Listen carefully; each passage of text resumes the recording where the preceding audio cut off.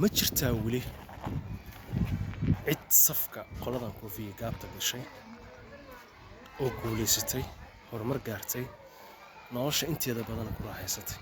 waxaa jirta su'aal maskaxdeeda aad uga dhex guuxayso laakiin jawaab aan u la'ahay. waa maxay faa'iidada ugu jirto qoladan koofiga gaabta inay carqaladeeyaan waddankeena yani Soomaaliya? waa maxay faa'iidada ugu jirta carqaladeyntaas ay waddankeena carqaladeynayaan? dhowr su'aaladood aan maskaxdeeda ku soo dhacay, sidaas oo tahayna jawaab aanan u helin. marka waxaan jeclahay inaan idinla wadaago kadib jawaab fiican idinka helo.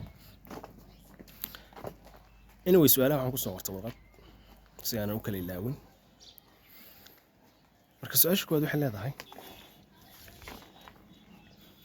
ma laga yaabaa qoladan koofiyada gaabta inay damacsan yihiin waddan labaad inay ka samaystaan Afrika?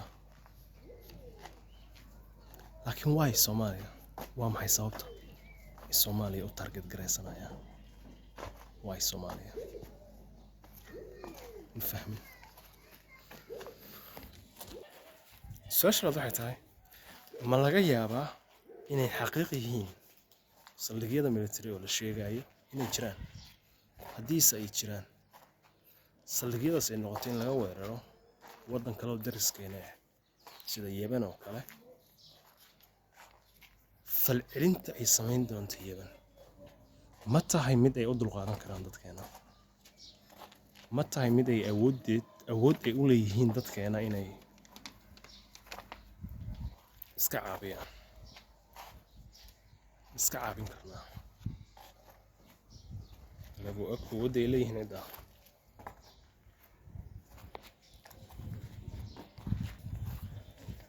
taasoo igu sii dhalisay su-aashan kaloo saddexaad oo ah: haddii ay dhacdo Yemen in laga weeraro waddankeena, hadhowtiina ayagana soo jawaabaan, dadka baaba'ayaan ay noqdaan dadkeena, yaa faa'iido fadhiyo? su-aasheeda waxay noqon marka saddexaad: yaa faa'iido fadhiyo? yaa faa'iiday? ma qolada koofiyada gaabta mise maamulka waqooyi galbeed ee Soomaaliya? yaa faa'iido marka?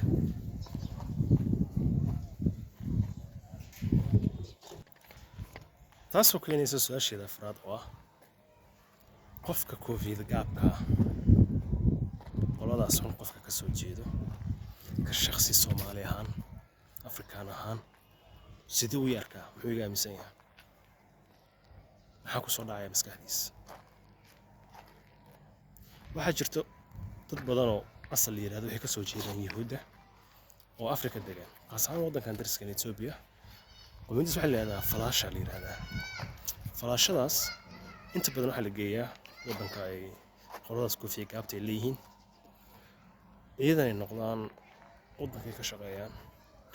xilliyada xaaladda ay adag tahay, fursadaha ay helaan kuwa Yurubiyaanka koofiyad gaabta cadcad oo Yurubiyaanka ma helaan qoladan falaashada. xilliyada gabaadka oo dagaalada socdana meelaha la gambanayo oo lagu gambanayo difaaca ayaga looma ogolaado.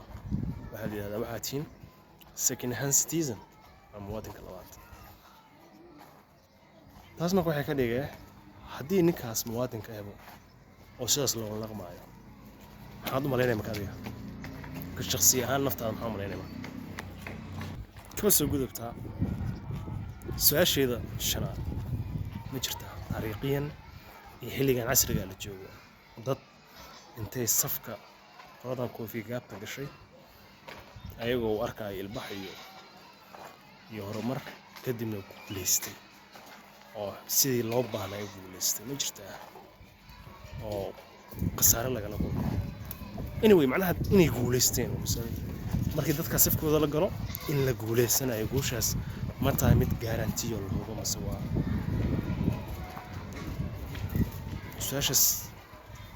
su-aashaasna fahanteena rajeynaa.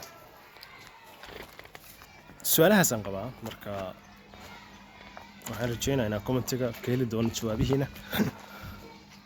sidoo kale waxaan rajeynayaa inaan guulaysan doono.